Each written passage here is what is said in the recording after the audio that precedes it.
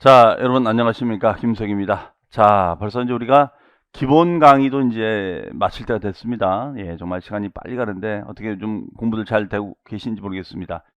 자, 그러면 제6절에 이번 시간에는 378페이지 양도 속세 계산 구조부터 가도록 하겠습니다. 자, 우리 지난 시간까지는 이제 양도가 뭐냐, 그 다음에 양도 행위에 해당이 되느냐, 되지 않느냐, 그 다음에 행위에 해당이 된다면 과세 대상이 되느냐 되지 않느냐, 그 다음에 대상이 된다면 우리가 계산을 해야 되는데 그 차익이 생겼을 때 실거래가 방식이 있고 추계 방식이 있다더라, 이렇게 얘기를 했었습니다. 그러면은 우리가 차익이 생겨도 세금 한 푼도 안 내는 제도가 있는데 비과세가 있다. 그러면은 그 비과세를 우리가 결정하는 유형이 무엇이 있는지 1세대 1주택 자하고 농지 교환 분합 이런 내용들 중심으로 살펴봤습니다. 자, 이번 시간에는 뭐냐면 양도에 해당이 되는 거예요. 양도에 해당이 되는데 차익이 생긴 거죠. 그랬으면은 양도세 계산은 어떻게 할 것인가. 그래서 먼저 이 양도소득세는 이 계산 구조, 우리 교재 나와 있는 계산 구조를 외우셔야 돼요. 자, 요거 외우는 방법 말씀드리겠습니다만, 자, 보겠습니다. 일단은 가장 먼저 뭘 구해야 돼요? 양도 차익을 구해야 되는 겁니다.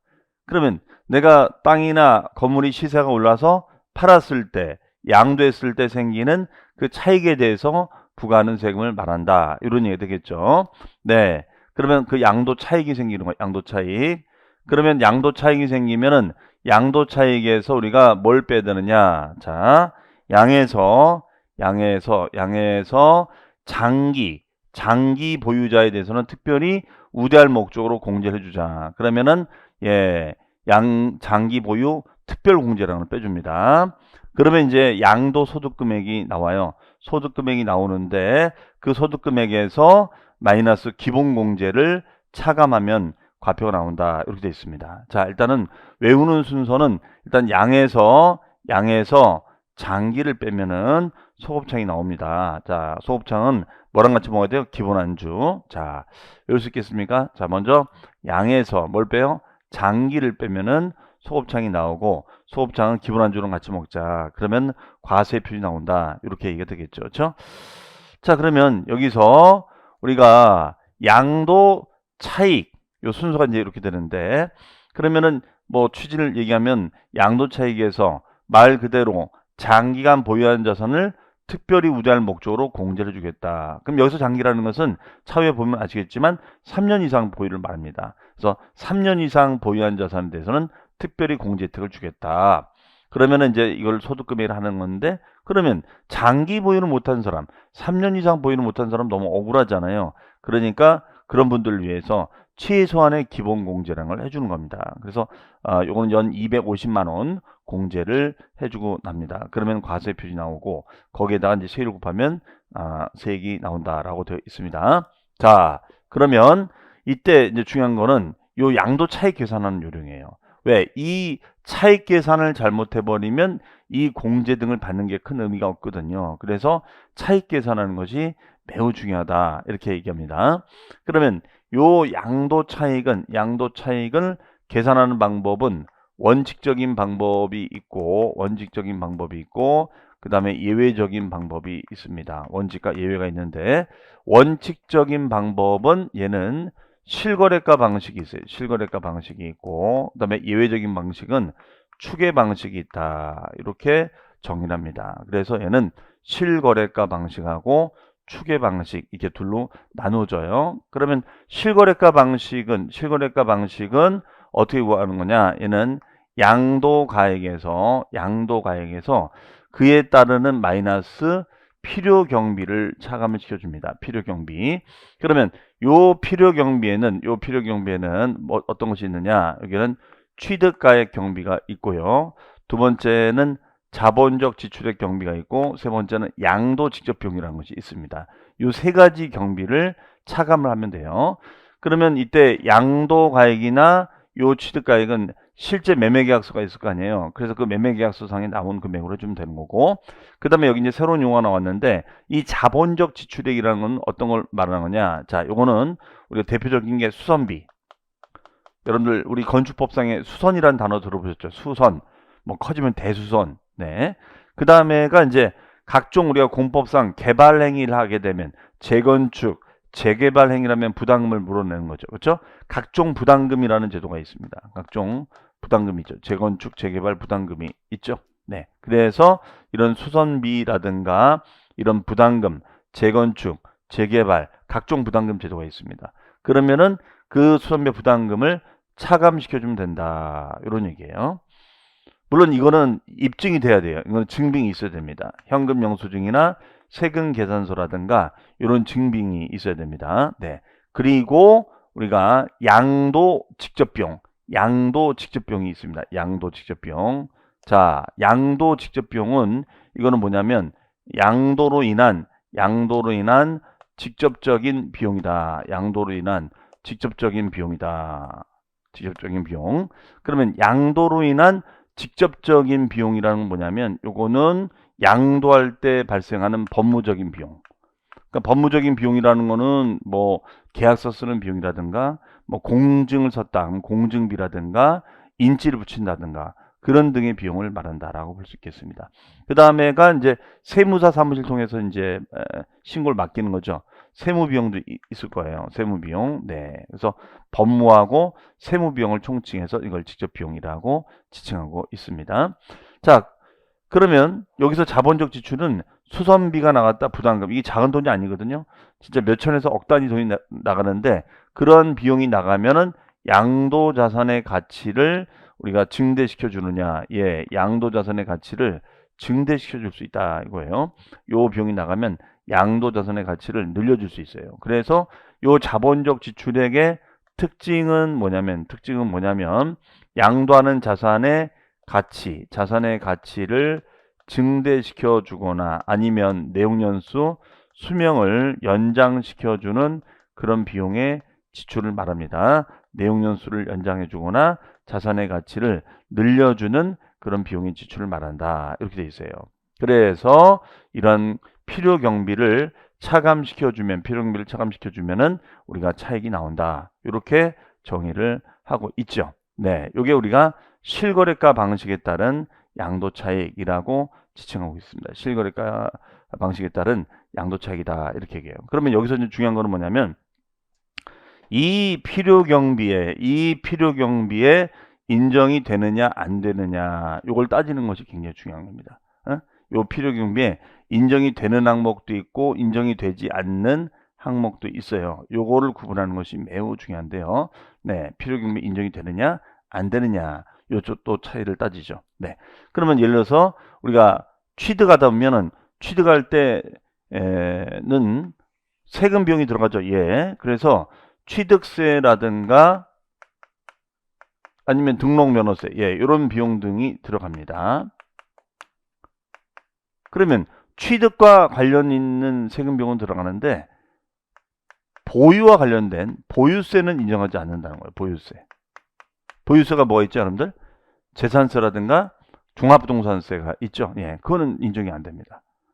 그러니까 이런 거를 내가 세금을 냈다고 해서 이걸 양도할 때 다 잘못 집어넣을 수 있단 말이에요. 그러면 보유기간 동안 매년마다 냈던 보유세가 있는데 이거를 잘못 집어넣을 수 있을 거 아닙니까? 그래서 이걸 막기 위해서 이 필요경 인정이 되는지 안 되는지 우리 책에서는 다 구분하고 있다 이런 얘기입니다.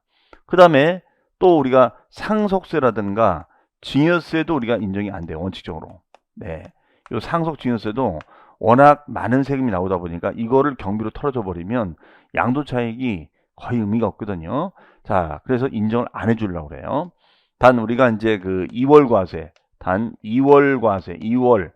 과세가 되는 증여세 부분이 2월 과세. 2월이라는 것은 나의 양도세 부담을 타인에게 넘겨서 팔 때 발생시키는 그 세금 제도를 2월 과세랍니다. 자, 이건 차후에 또 나오니까 말씀드리고요. 네, 그래서 이런 비용들은 인정이 되느냐 안 되느냐 이런 식으로 이제 시험에서 물어본다는 거죠. 그 다음에 자본적 지출액도 마찬가지예요. 자본적 지출액은 이렇게 양도하는 자산의 가치를 증가시켜 주거나 내용연수 수명을 늘려줄 만큼 아주 중요한 규모가 큰 지출을 말하는데 예를 들어서 수익적 지출액은 인정이 되느냐? 수익적 지출액은 우리가 인정이 되지를 않습니다. 이거는 요거는 인정이 되질 않아요. 이거는 단순히 현상을 우리가 유지하는 비용, 단순히 현상을 유지하는 비용이니까 이거는 우리가 인정되지 않습니다. 네, 수익적 지출액은 단순히 현상을 유지하는 비용이지 저런 비용은 아니다. 그래서 얘는 인정이 되질 않고 있어요. 그러면 예를 들어서 우리가 페인트 칠하는 도색비 같은 거, 예, 도색 비용, 네, 이런 도색을 페인트를 칠하는 비용이라든가, 네, 이런 비용들은 안 들어가고, 그다음에 뭐 단순 교체하는 교체 비용이 있어요. 단순 교체, 네, 그 교체 비용이 있습니다. 이것도 우리가 인정하고 있지는 않는다라고 보시면 되겠습니다. 이게. 자, 그래서 우리가 요 필요경비는 인정이 되느냐 안 되느냐 이런 식 패턴으로 출제를 하고 있습니다. 네. 그러면 만약에 이 실거래가를 모르면 어떻게 되냐? 모르면 그러면 추정 계산하자는 거예요. 추정 계산. 추측하자. 네, 추측하자 이겁니다. 그러면 추정 계산하는 뭐 기준이 있겠죠? 그 기준들대로 이제 가자 이거예요. 그러면은 양도가액을 추계하는 추계 순서가 있는데 그러면 실거래가랑 가장 유사한 가격으로 추계를 하거든요. 그러면 예를 들어서 아파트 같은 경우에는 주변에 매매 사례가 많이 있어요. 그래서 매매 사례 가액으로 갑니다. 매매 사례 가액. 그 다음에 그 매매 사례 가액으로 갔는데 예를 들어서 이 아파트 단지가 신도시다 보니까 처음으로 매도가 되는 거예요. 그러면 주변에 매매 사례가 없잖아요. 그럼 어떻게 할 거냐? 자, 봤더니 이 아파트를 우리가 처분하기 직전에 은행으로부터 대출을 받은 거야. 그러면 대출 감정을 받는 사실이 있겠죠. 바로 그겁니다. 그러면 감정가로 가라. 감정을 받아라. 그럼 감정평가사들이 평가한 가격이 있겠죠. 자, 그런데 매매 사례도 없고 대출 감정 사실도 없어요. 그러면 어떻게 하느냐? 이때는 국세청에서 만든 기준 가격, 국세청에서 고시한 가격으로 갈 수밖에 없습니다. 그러면 국세청에서 고시한 가격을 뭐라고 하느냐? 이것을 기준시가라고 합니다. 무슨 시가요? 기준시가. 자, 그럼 요 기준시가는 어떤 거랑 비슷한 거냐면 우리 지방세 공부할 때 시가표준액이라는 단어가 있었죠. 시가표준액. 예, 요 시가표준액이라는 단어가 있었습니다. 네. 요거는 기준시가가 있었는데 지방세는 시가표준액이다. 이렇게 합니다. 시가표준액. 국세청은 기준시가다. 이렇게 얘기합니다. 그러면 얘는 순서가 매매사례, 감정, 그 다음에 기준시가. 그러면 얘는 뭐가 돼요? 매감기가 되겠죠. 얘는 매감기가 됩니다. 그 다음에 취득가액을 몰랐을 때는 얘는 뭘로 가느냐? 얘는 매매사례가액, 그 다음에가 감정가, 그 다음에가 이제 환산가액이에요. 환산가액. 그 다음에가 기준시가로 갑니다. 기준시가. 네, 기준시가. 자, 그래서 얘는 매매사례가액, 감정가, 환산, 기준시가 이렇게 얘기합니다. 그러면 얘는 매감 한기가 되겠죠. 매감 한기.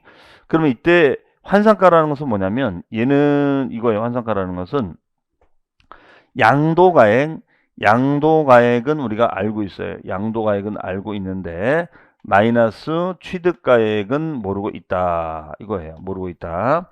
그러면 양도가액은 알고 있는데 취득가액은 모르고 있다 이거예요. 그러면 이때는 어떻게 할 것인가? 그러면은 이때는 기준시가 조회를 다 해보자 이거예요. 양도 당시 기준시가 조회를 해보고 그 다음에 취득 시점에 기준시가 조회를 해보자. 이런 얘기예요. 해보자. 그러면 요 세 가지 자료를 가지고 우리가 환산합시다. 이런 얘기예요. 요 세 가지 자료 가지고 환산합시다. 이런 얘기예요. 이것을 우리는 환산가라고 정의를 내리고 있습니다. 그러면은 우리가 이제 보통 이런 경우는 뭐냐면 실제 이런 일이 많이 있죠. 왜? 취득한 지가 너무 오래된 거야. 뭐 이게 뭐 6개월, 취득한 지가 벌써 한 번 6년, 7년, 10년 돼서 그 당시 자료들이 없는 거예요. 그래서 혹시나 몰라서 그 당시 중개사무실 가봤더니 그 중개사무실도 이제 문 닫고 없는 거예요. 그러면 이건 뭐 알 길이 없잖아요. 자, 그런 경우 많아요, 실제로. 그래서 이 환산가액을 많이 활용합니다. 그럼 만약에 양도가액이 예를 들어서 뭐 1억 원이고 그 다음에 기준시가로 조회된 금액이 8천만 원이고 그 다음에 취득당시 기준시가가 4천만 원이다. 뭐 이렇게 가정을 해보자고요. 그러면 요때 요 금액을 어떻게 구할까? 자, 그러면 얘는 양도 당시 금액이 1억 원이니까 1억 원 곱하기 양도 당시 기준시가가 8천분의 취득 당시 기준시가 4천. 네, 이렇게 되겠죠. 그러면 이 경우에는 2분의 1이 될 거예요. 2분의 1. 그러면 1억에 2분의 1이면 얘는 얼마가 될까요? 5천이 되겠죠. 5천. 네, 5천이 됩니다. 5천. 그러면 얘는 요 금액이 5천으로 우리가 추정이 될 거. 5천이 된다 이거예요. 5천. 네, 이렇게 해서 우리가 환산을 할 수 있다. 이렇게 보시면 되겠습니다. 이것을 우리는 환산가액이다 라고 정의를 내리고 있어요. 이것을 뭐라고 한다? 환산가액이다. 네, 이렇게 정의를 내리고 있습니다. 자, 그래서 요 순서는 반드시 암기를 해 두셔야겠습니다. 그래서 얘는 매감기, 매감한기. 그 다음에 또 어떤 것이 있냐면 얘가 만약에 매매사례가액이면 얘도 매매사례가액으로 가야 돼요. 그 다음에 얘가 만약에 감정가면 얘도 감정가액으로 가야 됩니다. 즉 양도가액의 상황에 따라서 취득가액의 상황도 정해진다. 이런 얘기예요.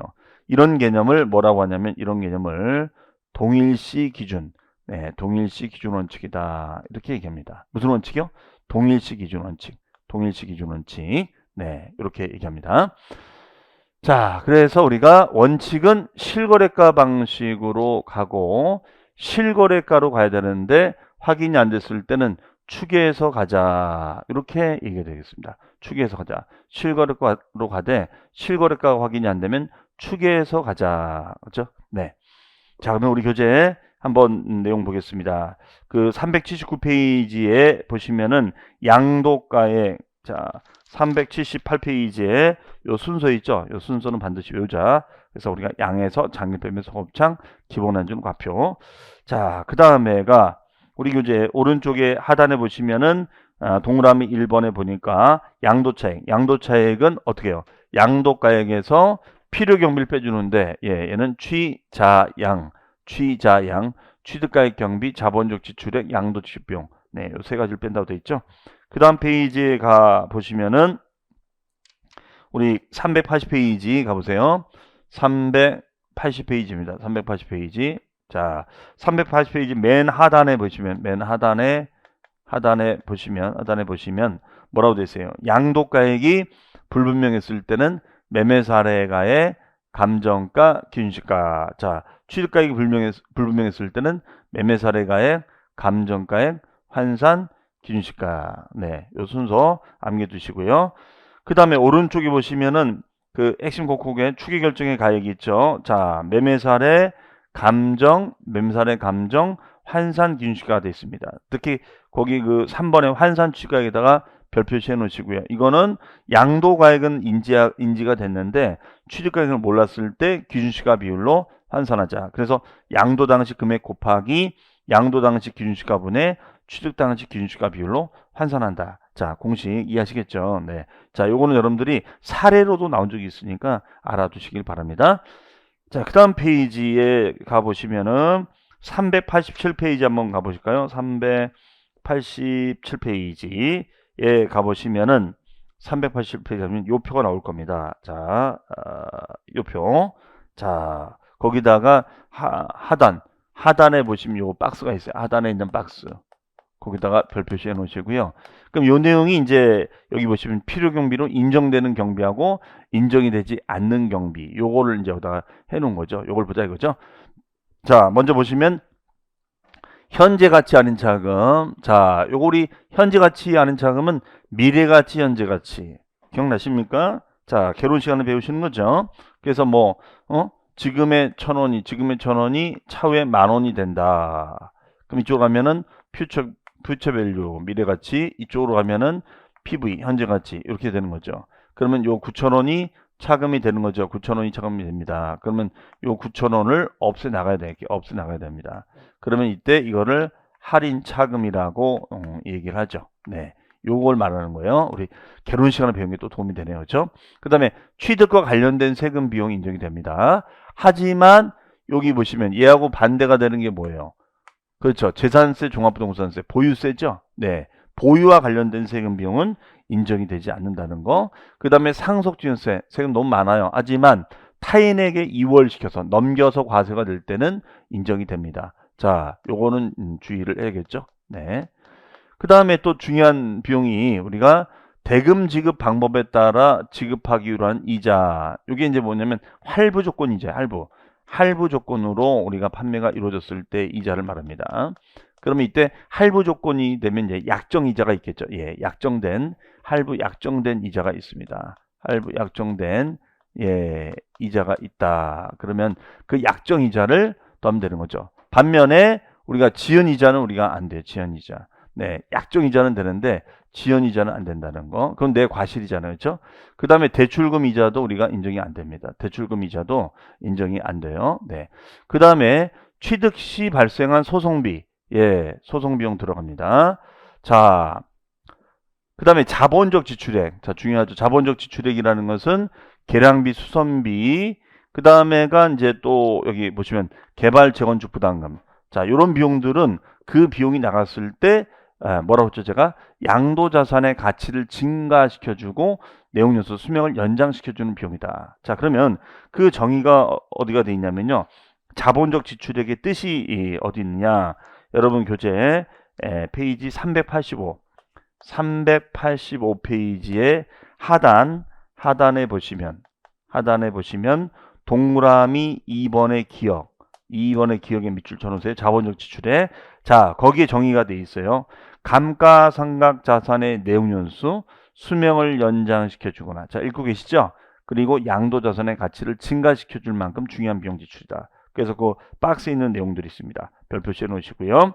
그래서 그 주로 수선비하고 각종 공법상의 부담금이 들어간다. 이렇게 보시면 되겠습니다. 그 다음에 이 자본적 지출액하고 우리가 반대가 되는 비용이 수익적 지출액이다. 그럼 수익적 지출액은 단순히 현상을 유지하는 비용이에요. 단순히 현상을 우리가 유지하는 비용을 말한다. 이게 바로 수익적 지출액이 되는 거죠. 그러면 현상을 우리가 유지하는 비용은 도장비용, 페인트 칠하는 도장비용이라든가 아니면 도배장판 비용, 네, 이런 비용을 말합니다. 도장비용이라든가 도배장판, 페인트 칠하는 이런 비용들을 말한다. 그래서 이거는 들어가지 않는다는 거 봐주시기 바랍니다. 그래서 여러분들 386페이지 하단에 보시면 하단에 더 알아보기가 있어요. 더 알아보기.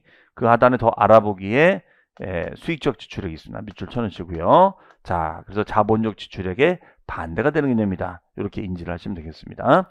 그 다음에가 이제 양도 직접 비용이죠. 그래서 양도 직접 비용은 양도와 관련된 법무적인 비용, 세무적인 비용을 말합니다. 예를 들어서 우리가 양도소득세 신고서 작성비, 이건 세무적인 비용이죠. 뭐 공증비, 계약서 쓰는 비용, 이거 다 마찬가지잖아요. 그럼 직접 비용의 반대가 뭘까요? 간접 비용이죠. 직접 비용의 반대는 간접 비용이 되겠죠. 간접 비용. 그러면 간접 비용은 인정이 된다, 안 된다? 안 된다. 그러면 간접비라는 것은 우리가 접대비라든가, 간접비라는 것은 접대비라든가, 아니면은 또 뭘까요? 접대비. 직접 비용 받는 건 간접비니까 접대비라든가.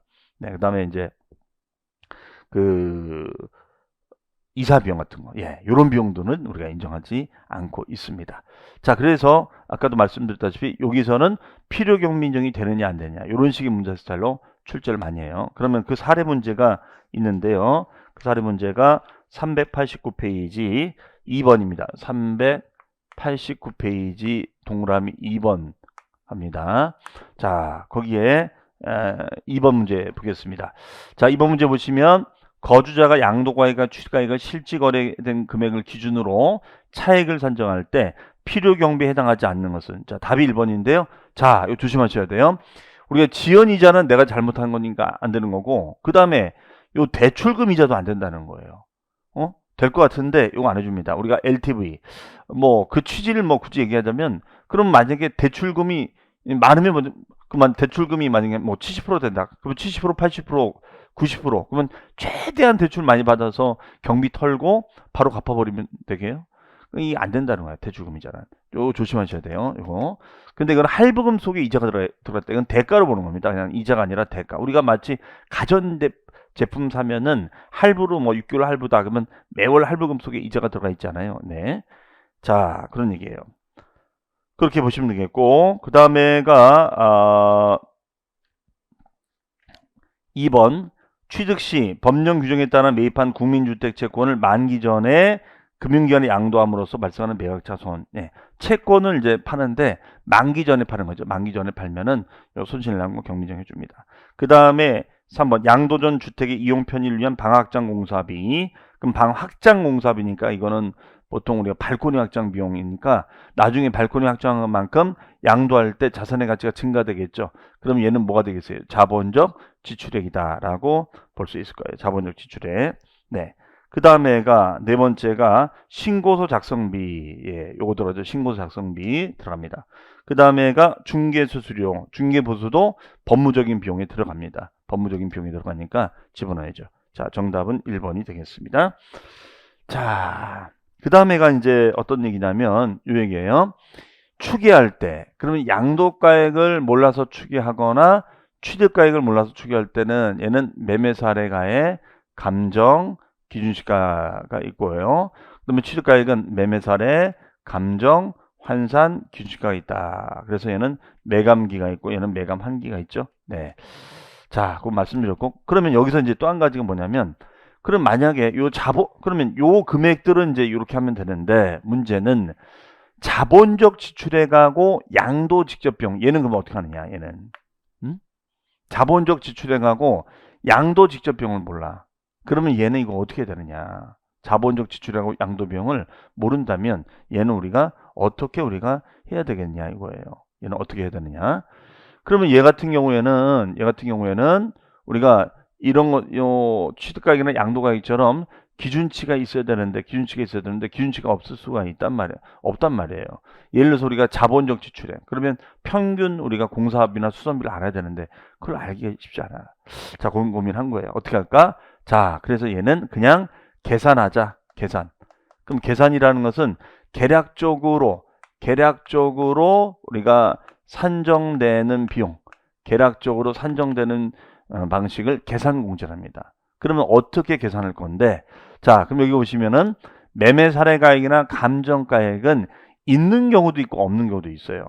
그러니까 순서가 있다고 했었잖아요. 그렇죠? 그러면 매매 사례나 감정가액은 항상 존재하는 것이 아니니까 항상 존재하는 가격을 기준으로 그걸 기준점으로 잡아서 우리가 정하자 이런 얘기예요. 그러면은 이때는 계산공제는 취득 당시 시점에 국세청 기준시가에다가 곱하기 3% 등의 비율을 곱해서 가격을 정해주자 이거예요. 그러면 취득 당시 기준시가에다가 3% 등의 비율을 곱하자. 이거 3% 등의 비율을 곱해서 가격을 정하자. 그러면 기준시가는 항상 존재하는 거니까요. 항상 존재하는 가격에다가 3%를 우리가 곱하자. 이런 얘기가 되겠습니다. 그러면 취득 당시의 기준시가는 그러면 만약에 이런 거예요. 이거는 어떻게 하겠다는 거냐면 자, 여기서 조심할 게 만약에 매매 사례 가액이 1억 원이에요. 그런데 요 취득 당시 매매 사례가 8천이야. 자, 그럴지라도 얘는 매매 사례로 가면 안 되고요. 항상 기준시가로 간다 이 뜻이에요. 항상. 요거 조심하셔야 돼요. 얘가 매매 사례니까 얘도 매매 사례로 하시면 안 된다는 거. 그러면 보통 매매 사례보다는 기준시가가 더 작겠죠? 그럼 얘가 5천이라고 가정해 볼게요. 5천. 그럼 얘는 5천만 원에 대해서 3%가 되겠다. 그러면 5천에 30%면 1,500이고 3%면 150만 원 되겠죠? 네, 150만 원 공제가 되겠다. 이런 얘기 되겠습니다. 해석이요. 그래서 우리가 차익이 나오면 요 차익을 가지고 계산합시다. 이거예요. 자, 차익 가지고. 자, 그래서 시험 문제는 실거래가 방식으로 출제가 된 적도 있었고 추계 방식으로 출제가 된 적도 있었어요. 그래서 문제가 어려워지면 추계. 아무래도 복잡해 보이죠. 그렇죠? 네. 자, 이렇게 출제되길 바라지만 우리는 이렇게도 나온 적이 많이 있었기 때문에 차후 우리 문제풀이 과정에서 연습을 많이 해볼 거예요. 그러면 그 공식이 어디냐? 389페이지. 자, 389페이지. 자, 요 맨 하단에 니은, 하단에 동그라미 3번에 니은에 보시면 거기에 밑줄입니다. 필요경비 계산공제, 필요경비를 기준시가를 기준으로 대충 산정한 거. 그래서 그 박스를 여기다 별표 씌워 놓으시고요. 그래서 A번이 제일 중요한 겁니다. A번은 토지 건물 등은 취득 당시 기준시가의 3%가 되고 이때 주의할 점은 거기 보니까 미등기일지라도 해준다는 거예요. 0.3% 미등기. 자, 미등기일지라도 해준다는 거 잘 기억을 해두시기 바랍니다. 그 다음에 지상권 등은 7%, 취득할 수 권리는 1% 되겠죠. 네. 그 다음 페이지에 가보시면요. 자, 그 다음에 391페이지 가보세요. 391페이지에 가보시면은 거기에 양도소득금액 계산이 있죠. 네. 자, 그러면 우리는 지금 어디까지 이제 한 거냐면 얘는 여기까지 한 거죠. 양도 차익을 이제 계산했어요. 그렇죠? 실거래가 방식하고 추계 방식. 그래서 우리가 실거래가 방식은 양도가에서 취자량을 빼주는 거고, 중요한 포인트는 취자량에 해당이 되느냐 안 되느냐. 그러나 양도가액을 알 수 없을 때는 매감기, 취득가액을 몰랐을 때 매감한기, 그 다음에 자본적 지출과 양도비용은 계산공제 방식으로 가고, 얘는 취득 당시 기준시가에다가 3% 등의 비율을 곱해서 산정하자. 요게 이제 포인트가 되는 거죠. 자, 그러면 요때 양도 차익에서 장기 보유 자산에 대해서는 특별히 우대할 목적으로 공제를 해주는데, 자, 이때 장기 보유 특별 공제는 몇 년 이상? 3년 이상 보유를 해야 된다. 예. 3년은 기머거리 벙어리 3년이 되겠죠. 그리고 등기된 자산이다. 그럼 미등기 자산은 안 되는 거고요. 그리고 토지 건물 입주권만 가능하다는 겁니다. 토지 건물 입주권만 가능하다. 그럼 부동산하고 입주권만 가능하다. 다른 건 안 된다는 거죠. 그렇게 해서 공제를 해주고 나면은 소득 금액이 나오고 거기에서 최소한의 공제를 해주는데 그게 바로 기본공제가 되겠습니다. 기본공제는 우리가 소득 유형별 공제 방식으로서 연 250만 원, 그 다음에 미등기 자산은 제외. 자, 여기 되겠습니다. 그럼 여기서 이제 중요한 것이 장기 보유 특별공제 요건이에요. 그리고 공제율을 어떻게 적용하는 건지 이게 또 중요한 포인트가 되겠습니다. 자, 그러면 여긴 그 과세 대상이 있습니다. 적용 대상은 일단은 토지 건물 조합원 입주권. 자, 특히 주의할 게 이거예요. 부동산은 뭐 당연히 이해가 되는데 이때 건물은 주택을 다 포함하는 겁니다. 다만 권리가 원래 이거 말고도 또 많잖아요. 뭐 지상권, 전세권, 지역권, 등기된 부동산 임차권, 뭐 이주권 이런 것이 많이 있는데 그 중에서 유일하게 가능한 것이 조합원의 입주권만 가능하다라고 보시면 되겠고요. 단 조합원으로부터 취득한 것은 제외하자 이거예요. 조합원으로부터 취득한 것은 제외하자. 그러면 이때 조합원 입주권은 원조합원 입주권만 가능하다. 승계조합원 입주권은 안 된다 이거예요. 여기서 입주권은 원조합원 입주권만 가능하다. 그리고 3년 이상 보유를 해라. 그리고 등기된 자산이다. 그럼 미등기된 자산은 들어가지 않는다 이거예요. 그 다음에가 제외. 자, 제외되는 것은 미등기 자산은 제외가 되고 국외 자산도 제외가 되고 조정지역에 있는 다주택자도 안 된다. 그러니까 조정지역이라는 말이 빠지면 공제가 되는데 조정지역은 안 된다. 이런 얘기 되겠습니다. 해석이요. 그 다음에 이제 공제율이 이제 중요한 건데요. 여기 공제율이 보시면은 어떻게 됐냐. 자, 공제율이 보시면은 상가 토지 등 일반 자산의 경우에는 보유 기간별로 우리가 2%씩 공제가 됩니다. 보유 기간별로 2%씩 공제가 돼요. 보유 기간별로 2%씩 공제가 됩니다. 네. 보유 기간별로 2%씩 공제가 된다. 그다음에 과세가 되는 1세대 우리가 1주택자의 경우에는 이걸 나눠서 보유 기간별로 4%, 거주 기간별로 4% 이렇게 공제가 돼요. 네, 이렇게 나눠져 있습니다. 그러면 보유 기간별로 우리가 2% 상가토지는 그러면 최하 보유기간이 3년이에요. 3년이다. 그러면 3년 이상이 되면은 3, 4, 3, 2, 6%. 자, 얘는 3, 2, 6%죠.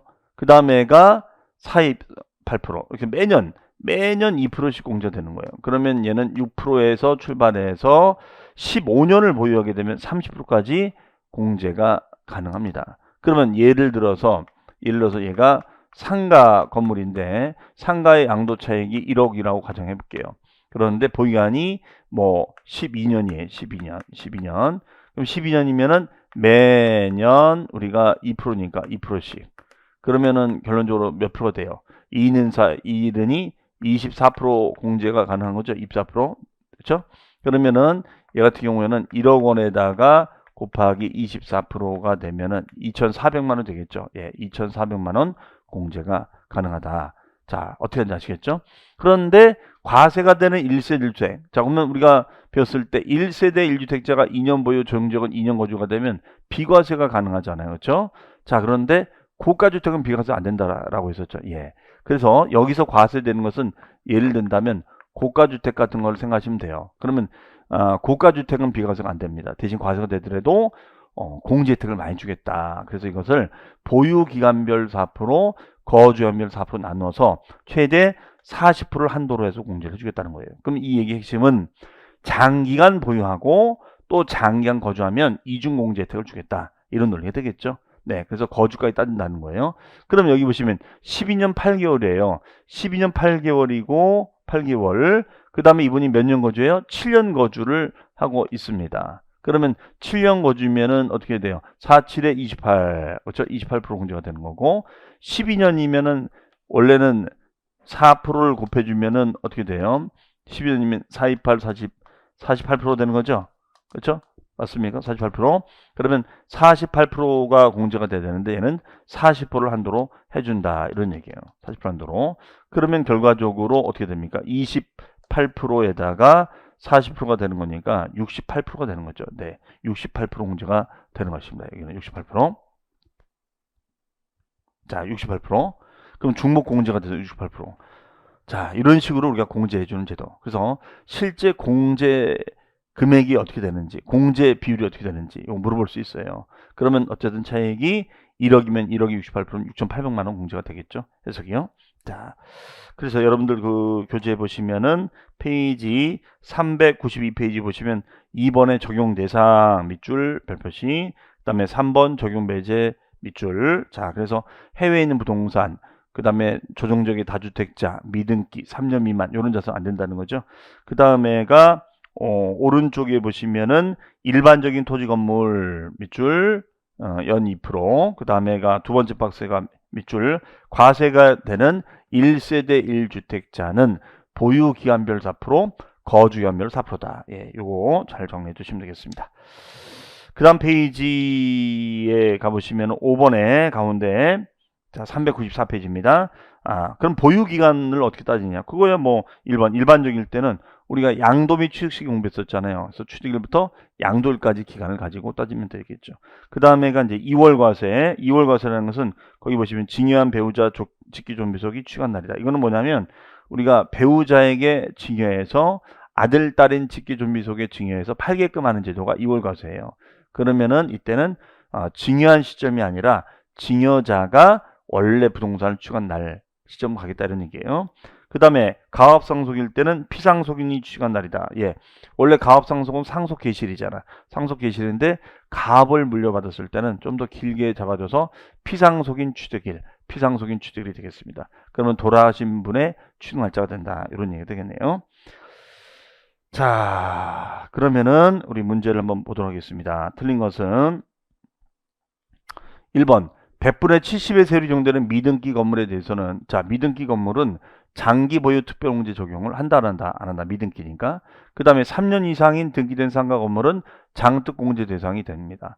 그리고 고가주택은 원래 고가주택도 공제가 되는데 보유기간이 몇 년이에요? 2년 6개월. 자 보유기간이 3년이 아니고 2년 6개월이에요. 그러면 얘는 공제가 된다 안 된다? 안 된다. 네, 3년이 돼야 되는 거죠. 그 다음에가 양도차익이당 공제율 곱하자 이거고요. 그 다음에 12년 등기된 상가 건물을 할 때는 자 매년 우리가 2%씩이 되는 거니까 매년 2%씩이 되는 거니까 12년이 되면은 우리가 어떻게 되냐 24% 되겠죠. 100분의 24가 되겠습니다. 자 이렇게 공제율을 물어볼 수 있다는 거예요. 만약에 과세가 되는 1세대 1주택자였다면 매년 4%, 보유연별, 거주기간별 4%씩 이렇게 적용이 됐었겠죠. 네, 정답은 우리가 3번이 되겠습니다. 자, 그 다음에가 이제 마지막으로 기본공제죠. 자, 기본공제는 소득 유형별로 연 250만 원 공제가 되고 미등기 자산은 공제에서 제외한다라고 되어 있습니다. 자, 요 정도 포인트만 알아두시면 되는데요. 우리 교재 보시면은 네,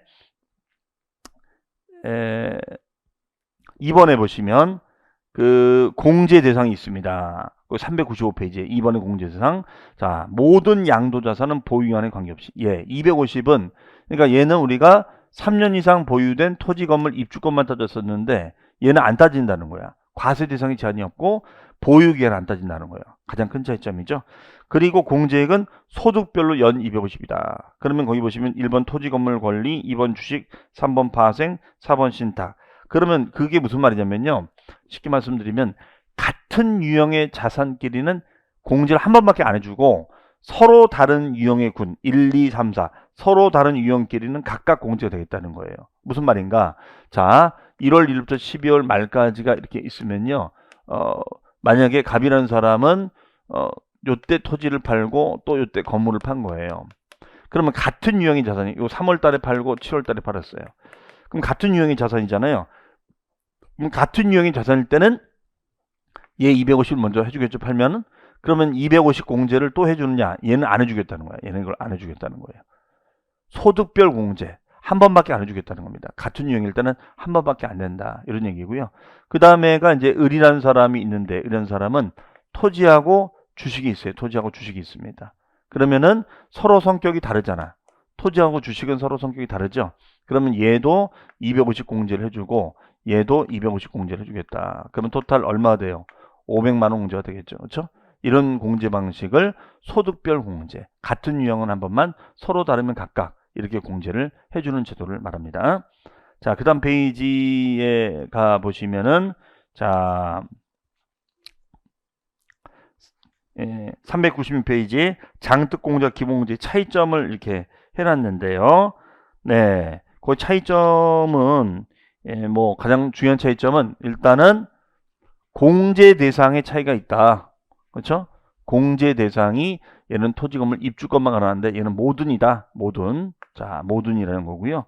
안 따진다는 거 말씀드린 대로. 그 다음에 보유한 3년 이상이 되지만 얘는 불문이다. 안 따진다는 거. 공통점은 둘 다 미등기가 되면 공제가 안 됩니다. 그 다음에가 얘는 자산별로 공제가 돼요. 그러면 땅을 3년, 건물 3년, 만약에 토지를 3년 보유하고 건물 4년 보유했다. 다 각각 공제가 되는데 얘는 같은 유형일 때는 한 번밖에 공제가 안 된다. 요거예요. 그리고 조정지역의 다주택자는 공제가 배제가 되지만 얘는 상관이 없다는 거. 자, 나머지는 일단 참고하시고요. 그래서 요 내용, 제가 동그라미 내용 위주로 비교해서 장특공제하고 기본공제 정리해 놓으시면 되겠습니다. 자, 이상으로 해서 우리가 이제 요 공제까지 했고요. 다음 시간에는 이제 세율부터 해서 신고 납부 마무리 짓고 이제 조세 총론으로 가도록 하겠습니다. 자, 그러면 잠시 뒤에 여러분 찾아뵙도록 하겠습니다. 감사합니다.